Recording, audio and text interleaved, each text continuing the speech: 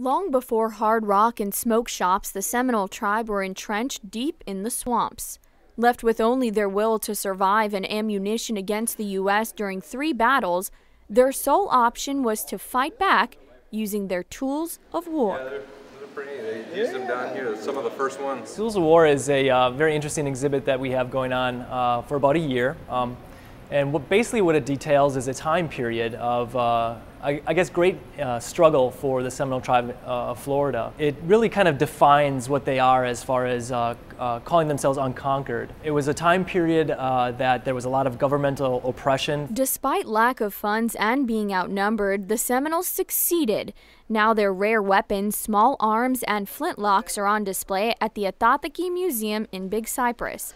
45 artifacts make up the exhibit that represents their victory. And these are just really incredible pieces. They're all from the early 1800s up through the 1850s, so they're all at least 100 plus years old. In the first half of the exhibit, you'll basically get a lot of historical information on the time period itself, how they came to be in Florida, what are some of the circumstances that led them into war against the U.S. government. Also in the first half, we kind of get into what were people, U.S. soldiers and Seminole warriors carrying? How did they carry their weaponry? We have here some silver epaulets that would have been in infantry officers' epaulets. They would have been worn on their shoulders. This is a really spectacular leather jacket that would have been worn by the Seminoles. It's from 1850s, and it is deer hide that was brain tanned. The idea here was to create an interesting exhibit where the visitor would be able to see themselves back in time, basically. Much of the Tools of War exhibit is interactive, such as this display case where you can actually see yourself in uniform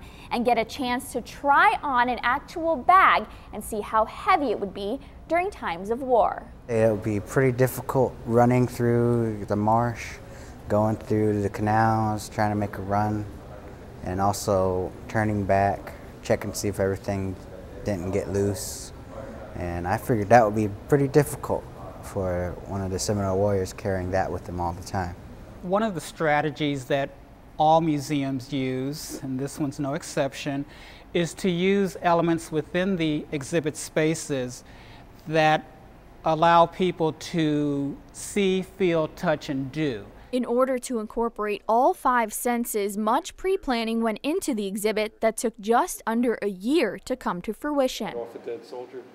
I had to take a pre-existing mannequin and retrofit that to still get the mirror across, the mirrored image. I shaped that block into the form of the epaulette so that it had a nice solid bottom, and it was something that I could drill into so that I could put it on top of a rod. Absolutely no items went on display without being cleaned, stabilized, or documented first. So we had a lot of metals that needed to be polished, a lot of guns that needed to be taken care of. So the general theme of the idea was that the materials were a little bit different, and it made it more exciting for us because it's stuff we don't usually have in the lab. In the third half of the exhibit, we really dive into weapons technology.